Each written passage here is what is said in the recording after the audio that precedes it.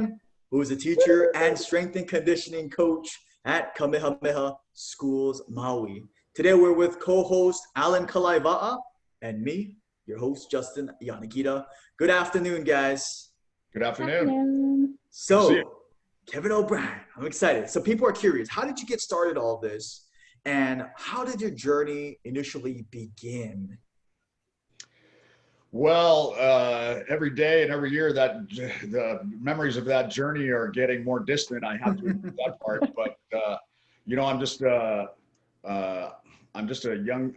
was just a young guy in Colorado, the state of Colorado, and I grew up in Colorado Springs, and grew up in a great sort of area of the town, and I went to high school at a place called Cheyenne Mountain High School. And it was very formative, and I was very fortunate to grow up there. And we had a lot of my friends' fathers were businessmen and owned their own businesses and doctors, and everybody worked hard, and people worked. I was fortunate. It was a bunch of successful people I was around growing up, and we all learned a great work ethic, I think. And my parents were the same way. My dad was a lawyer who originally worked for the government, and then he started his own practice in Colorado Springs, and they moved to this area, the Cheyenne Mountain District, Colorado Springs School District number 12. And being a practicing historian, I kind of look back, I've been looking back on my life and just realizing how lucky I was to grow up in, it's a beautiful area, first of all. For those of you who have ever watched the old movie War Games, and NORAD is inside of the mountain, the big Space Defense Command Center, where NORAD, that's inside of a mountain. Well, the mountain that it's inside of is Cheyenne Mountain. And so Cheyenne Mountain is actually a place, and our high school was right on the slopes of this mountain. And I've actually toured NORAD twice. And, I played sports, and I was never, I loved football. I just loved football, was my favorite sport. And my other sport growing up was ice hockey. I loved football and ice hockey were my two favorite sports to watch and to play, but I liked all of them. And I played soccer, and I played baseball, and I dabbled in even basketball. It wasn't as great as those sports. And then I went to University of Colorado and enjoyed that time. And that's where I started my coaching career, my actual football coaching career. When I was a sophomore in college, I was coaching ninth grade football at a local, what was called junior highs back then. And so it was really a freshman team, junior high. All the high schools in Colorado, and where I went to high school, was really a 3-year high school. So you went to a junior high for 7th, 8th, and 9th grade. And then you went to high school, 10th, 11th, 12th grade. That's changed now. It's different. All high schools are 4 years now in Colorado. But I was coaching freshman football by the time I was 19. Wow. I loved playing, and I was not of the size or the speed or the stature or the talent to continue my playing career. So what position did you play? Yeah. I was an undersized defensive lineman. So I was a small D-line, yeah. It's crazy. Nice. I was a small defensive lineman, and I didn't play very much.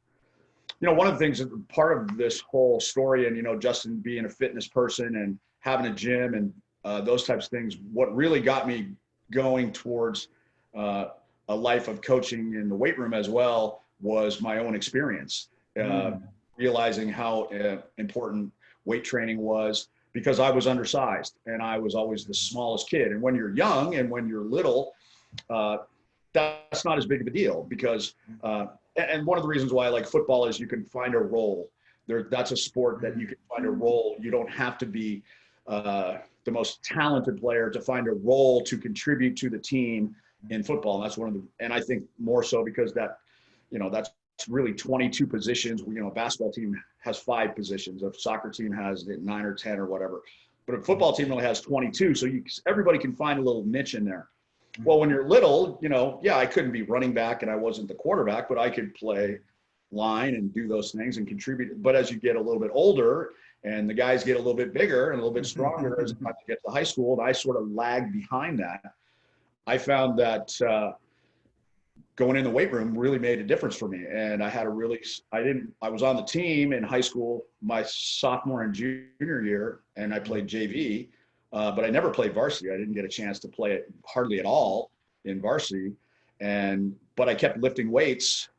I kept on lifting weights junior and senior year, or sophomore and junior year, and going into my senior year. And I finally was a solid, rock solid 150 pounds going into my senior year. Wow. And D-line. And I got to play. I started all 11 games in my senior year. But I really realized how valuable weight training was. And I really sort of fell in love with it in high school, and have really made it, it's really been part of my lifestyle ever since. And I really can't imagine a life without weight training and fitness training, things that the three of us all love. So I've gotten better at coaching it. And, you know, Allyn is one of my great stories, of course, because she was, well, absolutely. She was an athlete at Kamehameha schools when I was coaching there. And she was a swimmer and a water polo player, which I never did, but I have gotten to learn over the years weightlifting can help swimmers, and I figured out ways to sort of train them. And then Allyn jumped in, and she loved it and she enjoyed it. I'll tell you later on the very first time I ever saw Allyn ever. Please do. And I'll tell you, audience is gonna be excited. All our alumni. And then she comes back and she's an alumni, and she becomes the head water polo coach, and she's the swim coach, and she asked me to help her team. So that I was very flattered. And I remember that being a seminal moment for me as a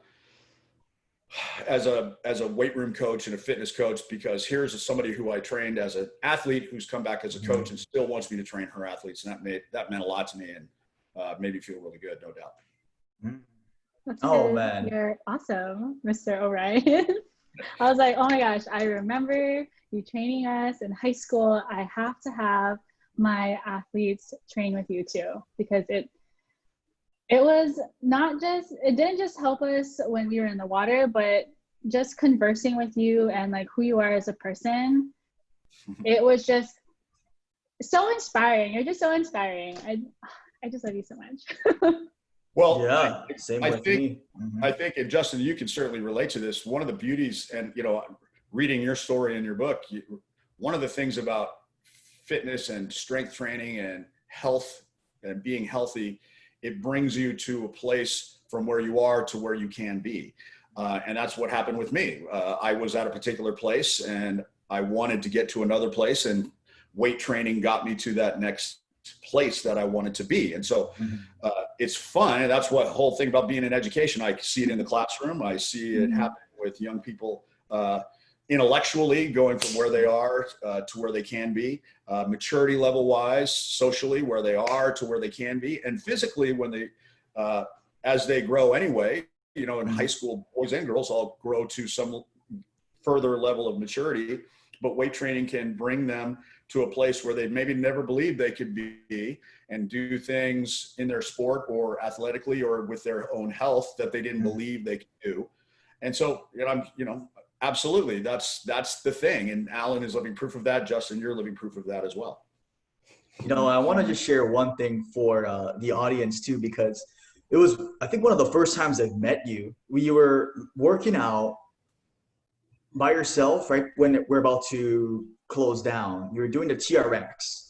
I saw you hanging upside down doing TRX mountain climbers or something like that. And at that time I was like, wow, that's really cool that, you know, the TRX and all that. And I was like, I got to talk to this guy. And we started talking about stuff. And one thing is, you're very easy to do. And you were sharing with me about all kinds of stuff. One of the things I remember you told me was to make sure to keep learning, find the new things, keep reading, do all these things. And out of the many conversations, I remember that was one of the memorable ones. I mean, you talked to me about investing, about all kinds of stuff too. So, but that one I really remember. You told me to keep attending conferences, reading books, doing all of these things. And no, I'm just really thankful. And the other time was when I saw you training Allyn's swim athletes. I thought you were the coach, and I thought Allyn was participating. I was like, hey. And then she popped up, like, hey, all right, guys. I was like, oh. That was awesome. Well, Allyn did work out with the team many It times. was incredible. Yeah, Yeah, I love that. She jumped right in there. So Yeah, yeah. people well, respect if I that. enjoyed it when I was in high school, I enjoyed it after college too. I Yeah. was, maybe not as in shape when I after college, but it's still fun. I loved it. It is fun. Well, Mhm. Justin, I guess, I watched the interview you did with Blaine Geisen, and you sort of talked about how he hired you to be one of the strength coaches in the weight room at Kamehameha Schools, Maui High School. And so that's where I got to know you originally, is because I have done that sort of job, if you will, really since the school almost since the school opened. But the whole time I've been there for 16 years, I've been in the weight room. And you were one of those guys, one of those people. There's been lots of different people have done that, but you did that for a year and a half, I think, or was it? Yeah, it was 1 year. It was 1 year, and so I'm like, who's this guy? Okay, this is a new guy coming in. All right, who's this? Yeah. Whoa, this guy's got a lot of energy. I like this guy. This guy's ready to go. Okay, this guy's cool. Fun. I can relate to this guy. This will be great. Man, and with that said, it's just amazing because we have a lot of alumni wanting to ask questions. And actually, one of my good friends, Roland Sumabot, was like, "Hey, tell Coach O'Brien." I said, "What's up?" And also Mitzi Toro also told me to tell you hi and wishing all the best. And so one of the first questions we got is from Kaylene Lau, Kaylene, tennis player. So Kaylene is asking, what's the best advice you've received or been given? What's the best advice I've ever been given? I think the best advice that I've ever been given and that I've tried to live my life is that to be genuine and to give great effort no matter what you do. And like I sort of mentioned in my bio, growing up, I had a lot of people that I could look at and admire for doing that. And the adults in my life, my parents, my friends' parents, all the coaches, the various football coach, the head high school football coach at Cheyenne Mountain, he still coaches. He actually coaches at Colorado State Pueblo University. He's been down there for a number of years. But I still talk to Coach Fetters. His name's Carl Fetters, and I still talk to him. And so I think that the best advice is that no matter what you get involved in, give your best effort. Don't look in the mirror later on and say, God, I wish I would have tried harder. I wish I would have worked a little bit harder. I wish I would have given a little bit more of myself. It's not hard to try. One of the things I've discovered, it's not hard to try harder. And that I like that. Yeah, it doesn't mean don't have fun and don't have, try harder in your relationships that you try to build with people. That's one of the things that you sort of say, well, I'm going to try harder to have better relationships with all kinds of, okay, that's kind of like, but then you start doing it and then it becomes natural. It just becomes automatic. And it's fun to try hard to have good relationships, even though I don't really think of it that way. It's fun to give your best and accomplish. It's also a great learning experience when you try your best and you give your best and you don't quite reach that thing. And I believe that, I'm a firm believer that there's always some lesson to be learned in everything that you do. And sometimes it's not obvious and sometimes it's not apparent right away. But I think there's always lessons to be learned, and effort and genuineness. And, and that means, to me, that means you respect people and you respect everybody. And I'm going to be genuine with you and honest with you because I respect you, because I respect everyone. And that's just something that somebody said that to me. And I was just fortunate that I was able to observe that as a young person. And I've tried to be that way and give, we all talk about paying it forward and giving back. And that's how I've kind of tried to be myself, to be a role. I don't know if that's exactly what I am, but I've tried to be somebody that people can look at and say, well, okay, Mr. O'Brien always gives us great effort. Mr. O'Brien's here every day. Mr. O'Brien genuinely seems to care about how we're doing in the classroom, in the weight room, on the field, etc. Mr. O'Brien seems to work hard. I try to be that way. And I think that's not as hard. I've learned one thing, that's not that hard to be genuine and give great effort. It's actually way more fun and it'll make you a much happier person. That's I like one of the that. things that I like remember about you. I was just kind of like reflecting on our days back at Kamehameha, and even not only when I was a student, but when I became a coach too, you were always very straightforward, but in a very caring way. Like, it was tough love, but I know that the things that you would say and the advice that you would give always came from a very like caring place. So it never came off as like you were like scolding me. It was just like, just giving me advice. And like, I really appreciated that because it felt very comfortable, and that it was very effortless when you were building relationships with the coaches and the athletes and the families. And it was just something that I really appreciated, not just as a student, but as a coach later on too. Well, that means a lot. That means a lot, and I'm very grateful, and I appreciate that. That's the kind of thing. Thank you. That's the kind of thing that makes it all worthwhile. And as an educator, compliments are great, and that means a lot. And thank you. And so it wasn't that hard to do that. It wasn't that hard to just be honest with you. And yeah, it's like, I'm going to be completely honest with you. Justin, I'll tell you, my father was a bluntly honest man, and my father never lied. And he was so bluntly honest that sometimes he offended people. And so I always admired that in my father, that he always told the truth. But sometimes he's like, oh man, so I just try to be honest and say, out of respect for people. And because I want people to improve in them. I want everybody to improve in their lives. And so I just think being honest is being honest is really easy. And, all these things I do, I kind of find them like simple. It's like, I think of myself as just a simple person and a simple man who's just doing what is supposed to be done. And so that's sort of how I go about it. And I've been fortunate that it works for me. It works for me. So thank you, Allyn. Thank you. Allyn Lau, by the way, Allyn Lau, she's a power cleaner. She's a great tennis player, but she loved the weight room too. She loved fitness, loved the weight room. Mm-hmm. Shout out, Kayleen. All right, Allyn. Oh, okay. So John Williamson, he asked, what are the top 3 exercises to do at home? Because he's off in college, right? But well, I guess he might be home now, but I guess is feeling not as motivated to work out. So he's just wondering, what are some things that you might suggest that he can do at home? Well, I would suggest, first of all, I would do a stretching routine, number 1, and number 2, and sort of within that, number 1 is something that you can do at home and you have time to do, is learn how to do yoga. I think that, and somebody like John is tall and lanky, yoga would be a perfect thing for him. I think that, with people being stuck at home, yoga is a perfect thing, because I think yoga is not only for stretching, but it's also for strength building. I think it could benefit anybody at any age, literally. I think more high school kids should learn this.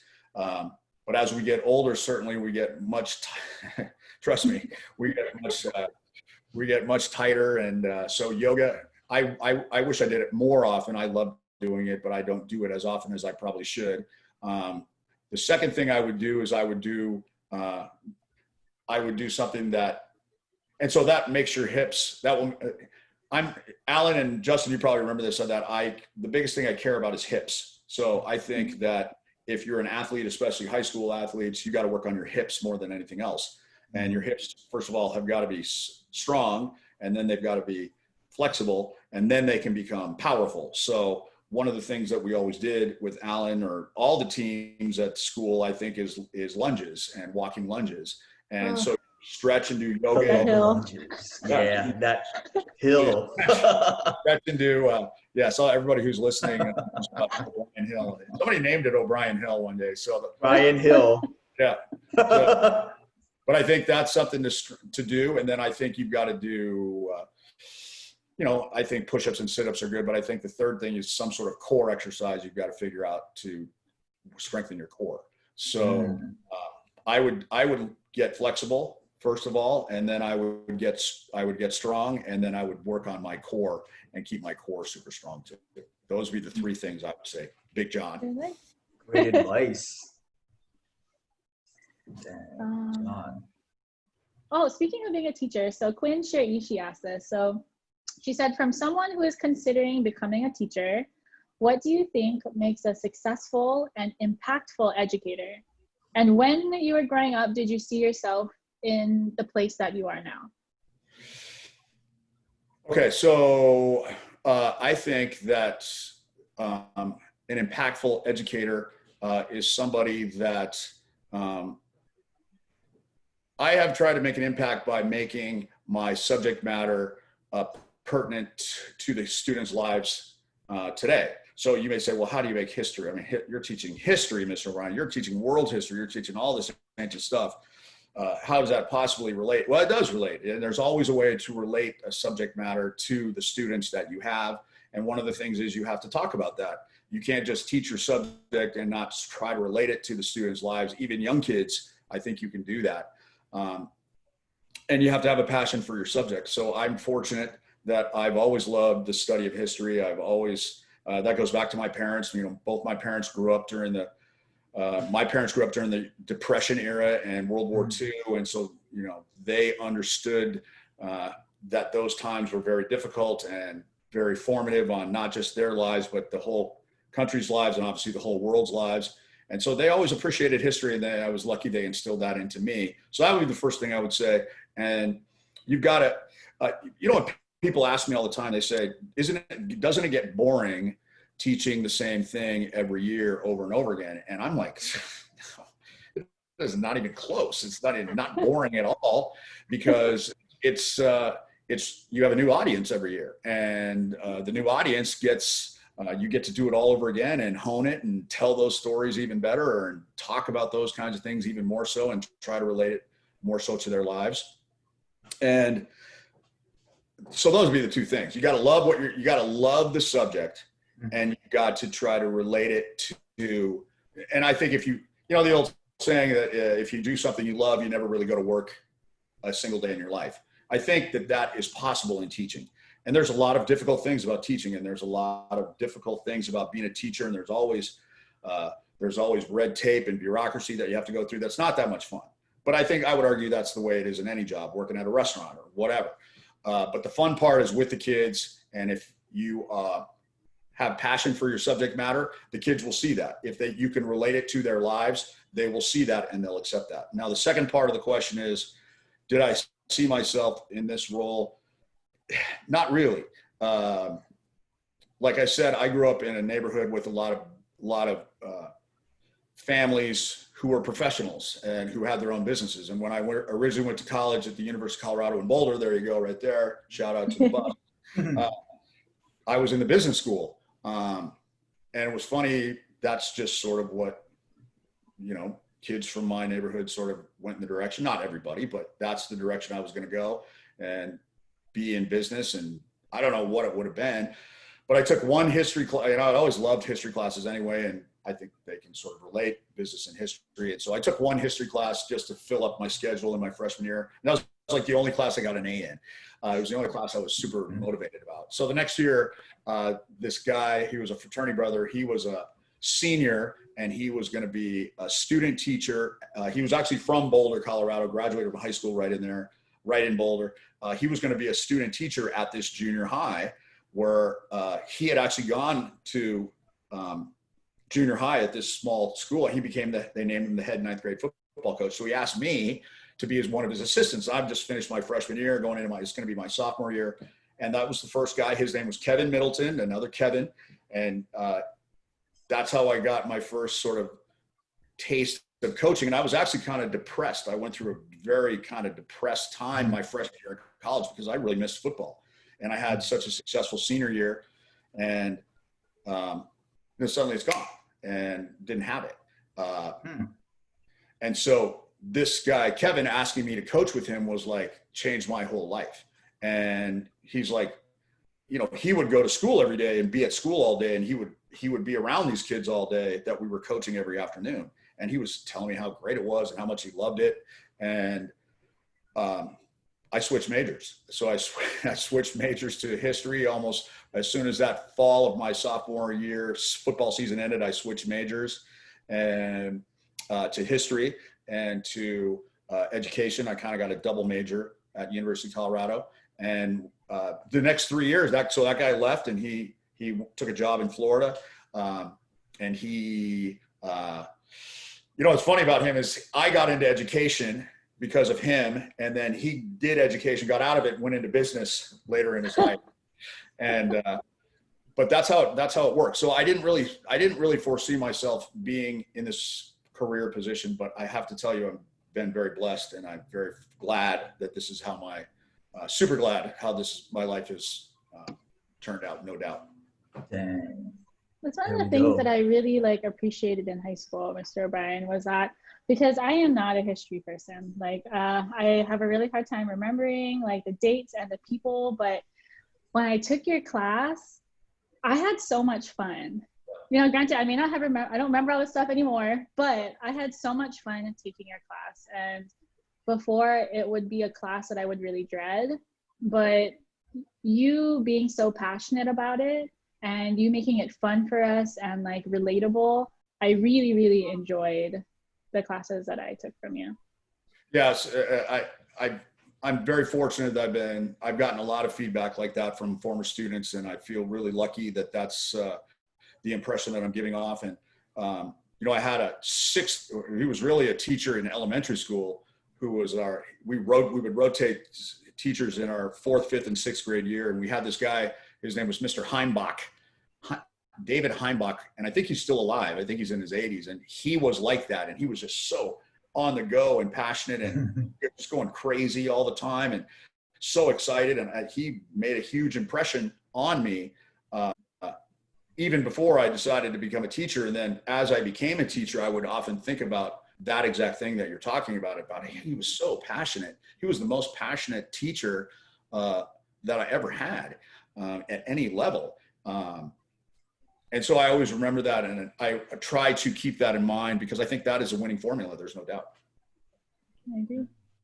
Totally agree. Dang. So this question I want to ask, it's a fun question. Lahela Matsui. Oh, yeah. Yeah. Basketball player and soccer player. Yeah, there we go. She's asking, what's it like to be the GOAT teacher at Kamehameha School Maui? America wants to know. Well, I don't know. I'll ask Michael Oliver that question. So I don't know the answer to that. I just know for my own self that I'm very fortunate to have.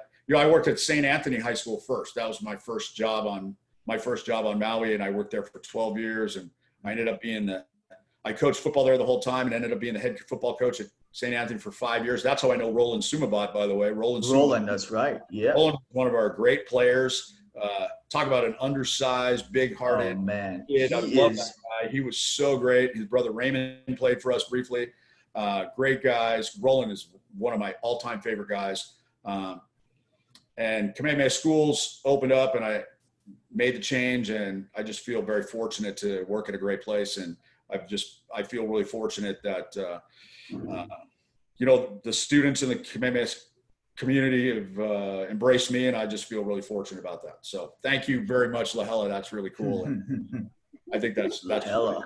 Yeah. She is, I remember her going into her senior year, they moved basketball season, which used to be in the spring, girls basketball. Then they moved it to the winter, and she was a soccer player, really good soccer player, really good point guard. And so she was going to have both of her seasons right on top of each other. And I was one of the few people that defended her that she should have the right to play both, that this was no fault of her own, but that, everybody's saying, you got to choose, you got to pick one. And I was the only one who said, that's ridiculous. She should be allowed to play both. She's been a contributing athlete on both these teams. This is not her fault that this has happened. Let her play both. And it didn't happen that way. So I always remember that story, and I was glad to defend her on that. I thought that was the right thing to do. Dang, I remember all these stories.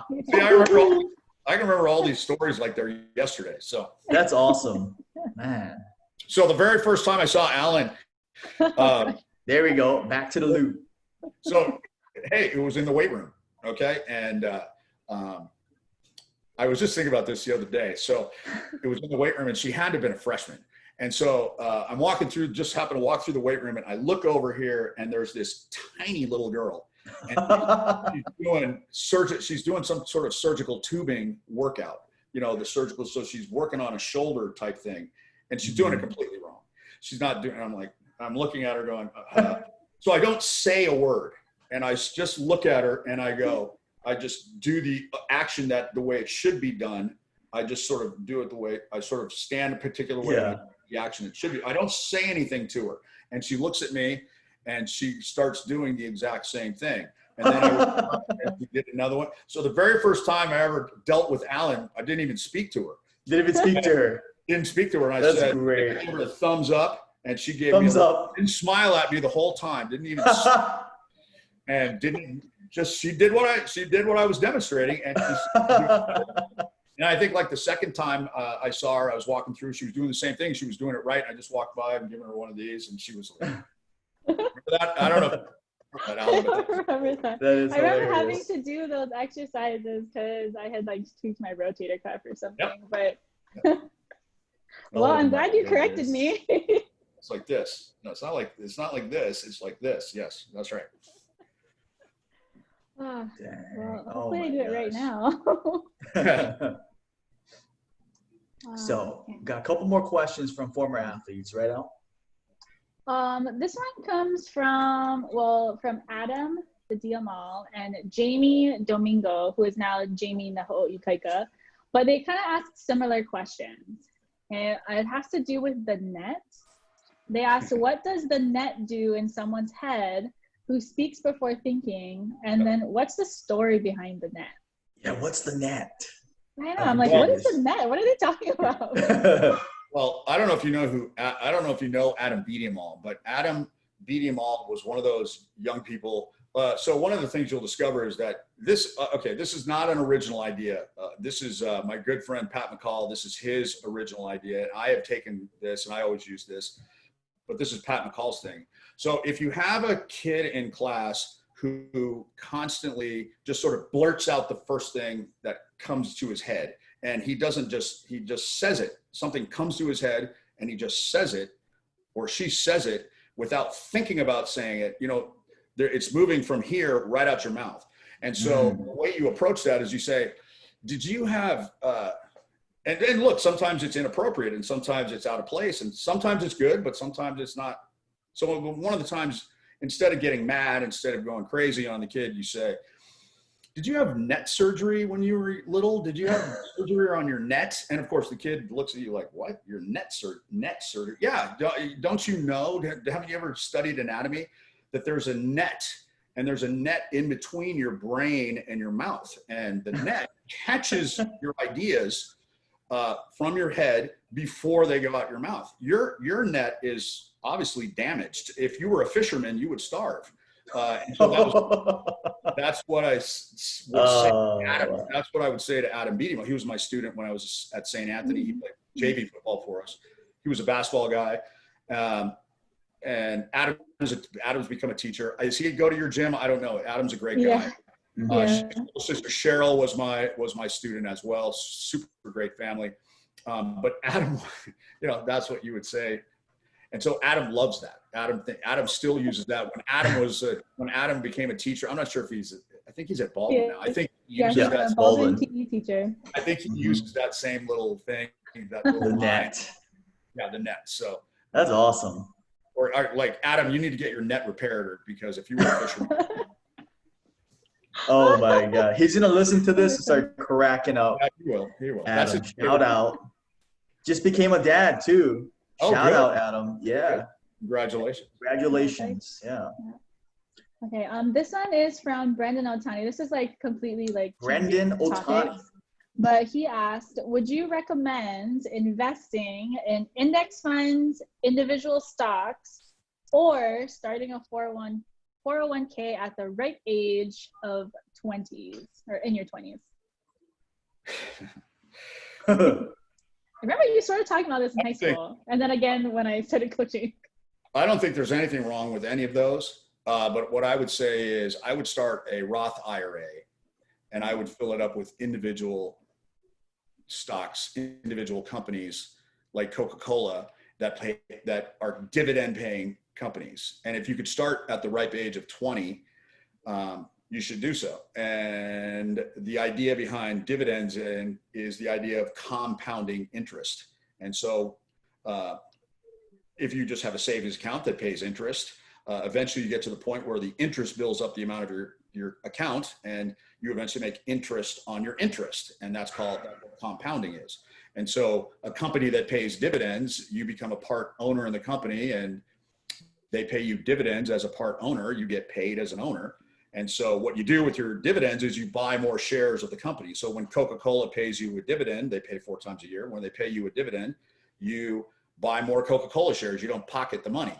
And then the next dividend payment will be based on how many shares you have, and you up that last time you got a dividend payment. So what I would say, I don't think there's anything wrong with any of those things, but what I would say is if you can at the ripe, did you say ripe age? Yeah, that's what he said, ripe age. Yeah, that's what I would do. Is I wish somebody would have taught me about that when I was a teenager, to have started a Roth IRA and fill it with individual companies, try to fill it up with maybe 15 companies over the course of a 15-year time period from the time you're 20 to 35. If you could do that with dividend paying companies, you could stop at age 35 and let that thing ride for 30 years, and you'd have more money than you could imagine, because all it would do is just compound and build itself. So that would be and that's sort of what it seems really simple, and I teach that to students and they're like, no way, that's too easy.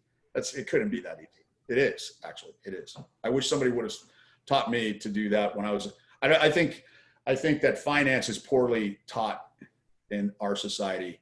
You have to teach yourself finance. We do a good job of giving, in our society, we do a good job of academic education. We do a good job of professional education, but we do a lousy job of financial education. You got to really teach yourself. And I think that's unfortunate. Because it really, a lot of people say, well, it's stacked against you. Well, that may be true, but you could still, the average person, the regular folks can still make money if you're disciplined and you do a simple strategy based on math, which is exactly what compounding is. I love that. Good for Brendan. Yeah, Brandon. Dang. It's good stuff. And kind of going on that too, because you're 100% right about the financial education part. Yeah. Because nobody in either school or any school system or even my family would teach me about that. And it wasn't until I was 17 years old, I was in the weight room at the Old Goats Gym in Wailuku, and this guy, the Walkie family, Uncle Van, he just came up to me and was asking me a bunch of stuff. And eventually, because I'd work out with his son, and eventually he would ask me to read a couple of different books, Rich Dad, Poor Dad, Kiyosaki stuff. And I was like, nah, I don't read books, but I just want to do a shout out for him too, because you're 100% right. It's not taught so much about investing. And I think one of the other first times I heard it was from you when I was at Kamehameha. You're like, oh, you should start a Roth and you should do this and probably look into this. And, you should think about it for yourself. And I was like, oh, okay. Now I think I should do it. I really think I should do it at 21 or whatever age it was. So no, I appreciate that. Thank you. You're still young enough to do it. I mean, you don't have to do it in your 20s. You're a young guy.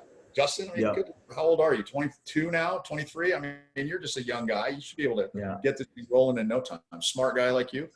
Rich Dad Poor Dad's a great book to read. It's a little bit of a different strategy, but it's certainly it's something anybody can accomplish, no doubt. Mm-hmm.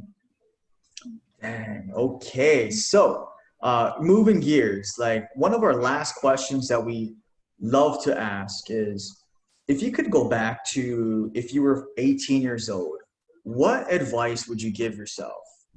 18 years old, Kevin O'Brien. Well, I would give myself the advice that I said earlier. I would take things. I would take everything more seriously and I would go harder than I did. And I did go hard. I studied hard in high school and college. You know, all of us in my school district, in my school, we all studied hard, and it was important to all of us to get good grades. It was cool to get good grades. So yeah, I always studied hard, and I played hard. I tried hard.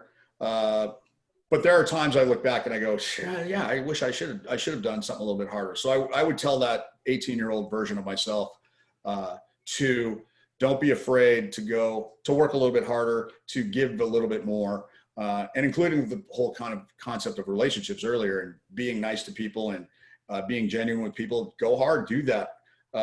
Even the fun part, you know, even having a good time.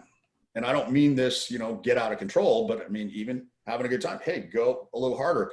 You know, I wish I would have got, somebody says, let's go to you want to go to this concert? Yeah, I don't know. Probably, no. Go do those kinds of things. Go be a doer is what I am very fond of saying at this point in my life to young people. Be a doer.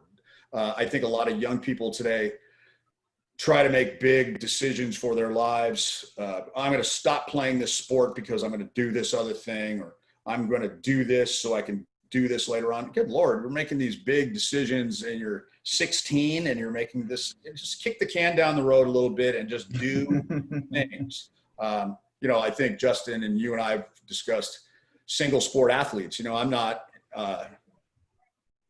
necessarily in favor of somebody being a single sport athlete. This is a perfect example of what I was talking about, is that a lot of kids make this decision to just play one sport, and they think that they're going to play one sport because it's going to get them to this point later on down the line, and I'm going to drop this thing over here, or I'm not going to take this class because I got to focus on. Just do it all. Do as much as you can and do it as hard as you can and give your best effort and let the chips fall where they may. Yeah, sometimes you got to say, no, I got too much on my plate. I grant you that. But be a doer. That's what I would tell myself looking back on that 18-year-old person. Because guess what? That's what I tell 18-year-olds today that I'm around. I tell them the exact same thing. So be a doer. There we go. Be a doer, go harder. I love that. Oh my goodness. And before we go into our final question, Allyn, was there anything you want to say, ask, or anything?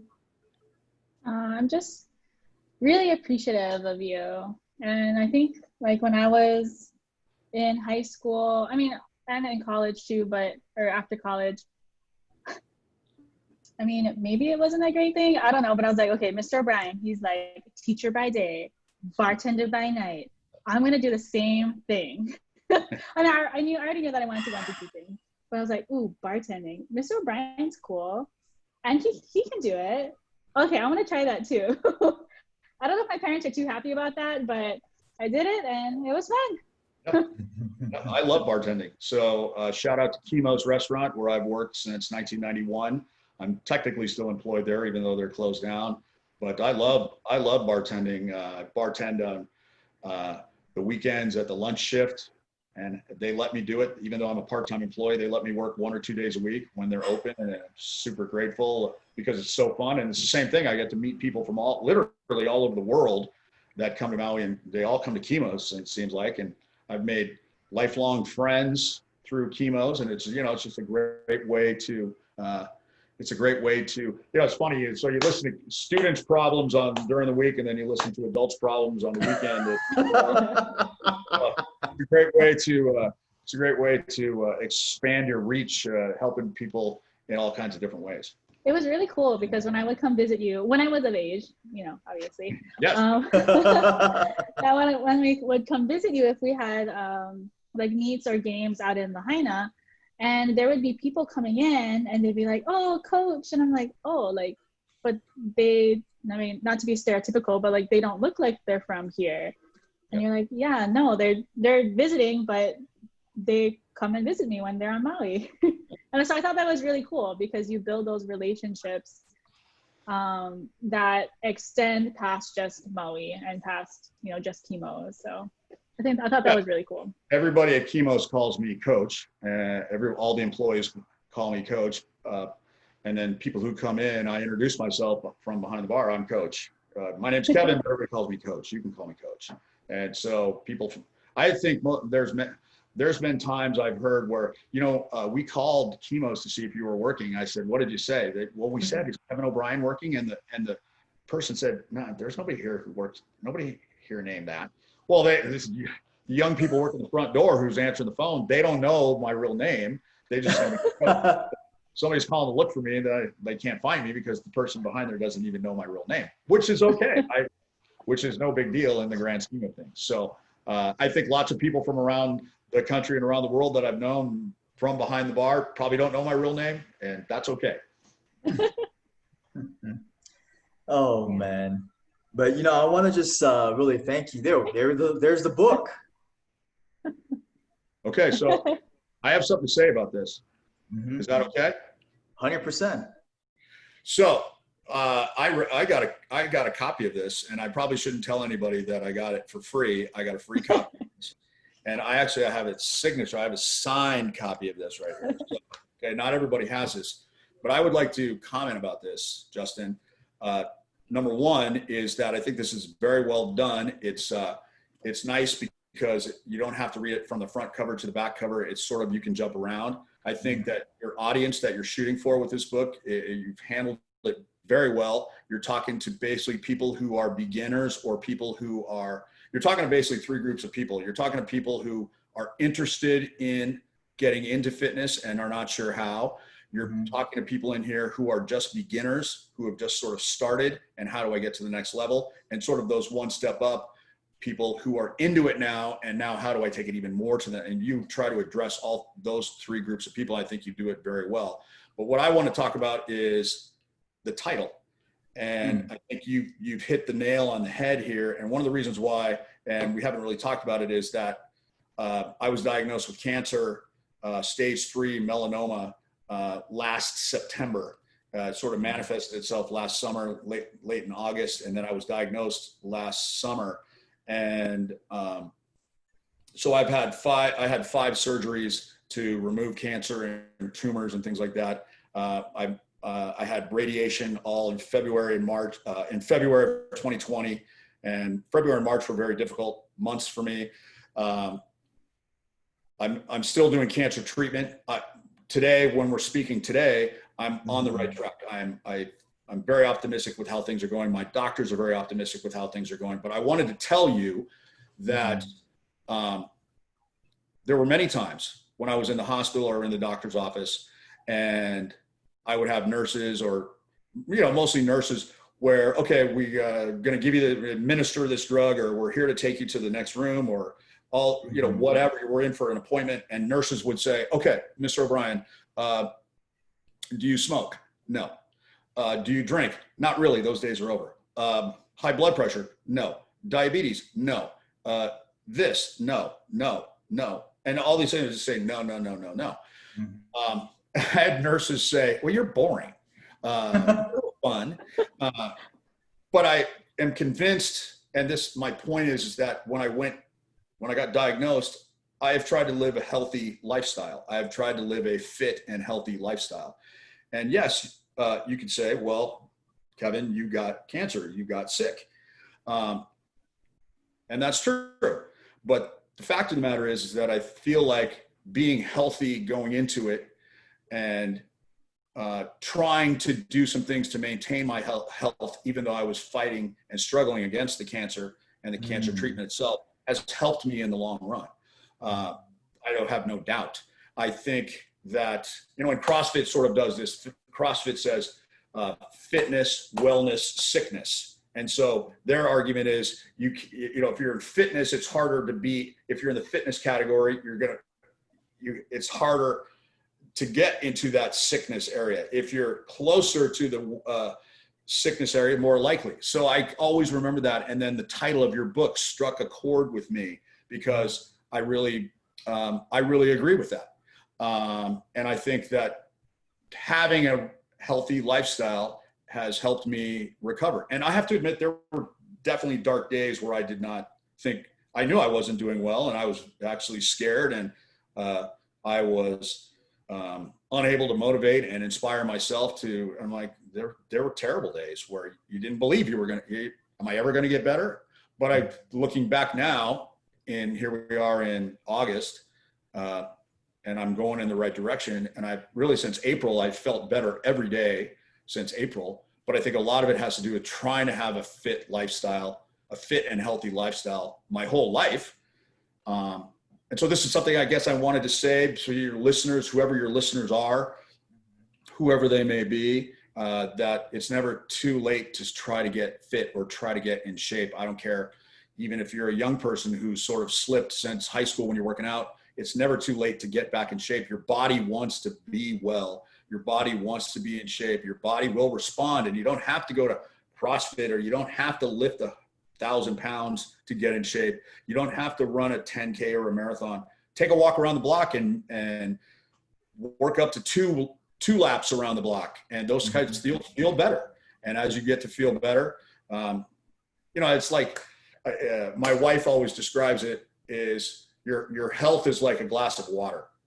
And when you get sick, and whether it be like, Allyn's talking about her shoulder injury, or, you're in high school and you get an injury, you have to have a knee surgery, or me, I get cancer, or somebody gets sick some other way.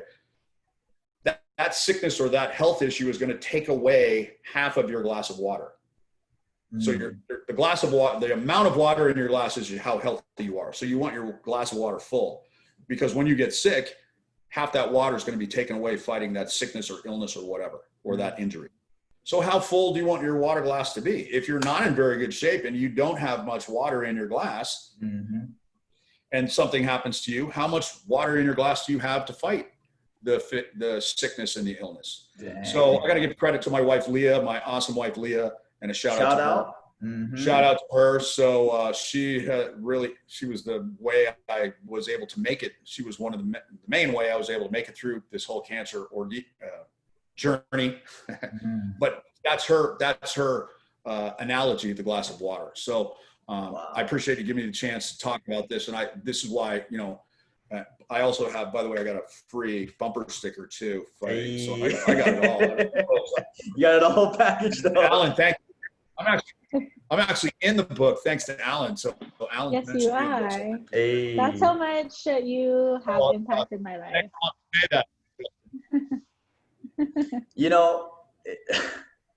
That is just incredible. I'm just so thankful. Like that is like a testimonial from the man, Kevin O'Brien. People are probably like, did you ask him to say that? No. I'm really thankful. And that was actually going to be the last question. What does fighting sickness with fitness, relate to you, mean to you? And, with that. Oh, I watched your podcast. Yeah, so you already figured it out. See, I like you, man. You do the homework. I love you.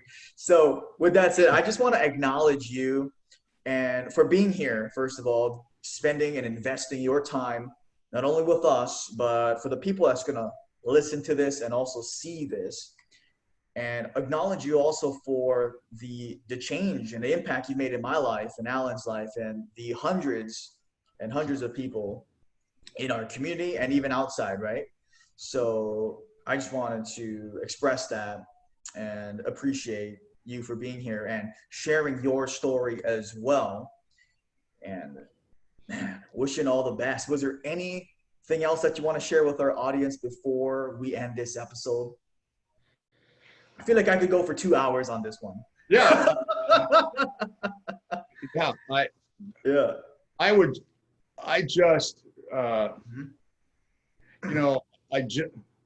One of the things, several of the things that I've learned that I actually didn't learn, but they were re-emphasized in my life here in the last year when I'm dealing with cancer, is that there's a lot of good people out there. And a lot of the people in the medical and health services and the medical field, health occupations, there's so many good people out there. And I just believe that deep down in my heart that I believe that most people are good.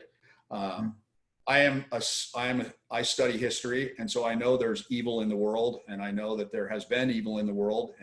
But I also, if I believe certain people are evil, I've got to believe certain people are good, and I do believe that. I believe most people are good, and I would just say that you got to believe that too. And it's not hard to work on your relationships and do those types of things with your family, your friends, your important ones, your spouse, your boyfriend, your girlfriend, whatever it is. It's not hard to work on your relationships. And then the other thing I would say, it's like I just said a moment ago, it's never too late to try to work on your health, and you should work on your health. And it doesn't mean you have to cut back on everything. It doesn't mean you have to stop doing certain things. You just need to do those things in moderation. And it's not as hard as you think to get going on a life of fitness. And, you know, really, Justin, what you're trying to do, you know, we're all trying to be valuable members of our community. That's what I've tried. That's how I sort of try to, that's one of the things I really take to pride, is I want to be a valuable member of this community. I'm from Colorado. I've lived here now for 29 years. Well, this year is going to be my 30th year on Maui, 1991. So 29 years I've been here. But I've tried to be a valuable member of this community, and Justin, that's what you're doing. And I compliment you. You know, your business and your gym is valuable to the people of this community. And I admire that. And I love how you're passionate, like was talked about with Allyn. You're passionate about what your business is. I bet you don't even think about it as work. I think you see it it's not work at all for you. I know it. So I really admire that. And Allyn, I'm so proud of you, and just admire you for what you've done and what you've already accomplished. And I know you're going to do great things with your life, no matter what they may be. And so I'm grateful. Let me cry. Yeah, I'm grateful for all the kind words from you both. Thank you. No, I really, really thank you for that. And, you know, I just want to shout out to Allyn and to the rest of our team too, because if it wasn't for them, we wouldn't be here. We wouldn't be open. We might have not ever reopened after we got initially shut down. So shout out Allyn and everybody else on our team for, you know, going the extra mile and giving your best efforts. And everybody's always in it for our members and our community. And I'm really humbled and thankful. And man, thank you so much for hopping on today. I'm excited. I'm so happy, man. I can't wait to get this one out. I'm like super stoked about it. And if you're listening, if you're driving, or if you're wherever you are listening to this, stop, take a moment, please rate this episode on iTunes, on Spotify. Check out the book, right, guys? Fighting Sickness with Fitness. And thank you so much, Kevin O'Brien, Mr. O'Brien. Yup, shout out. And Allyn for hopping on. And until next time, keep on fighting sickness with fitness. Till then.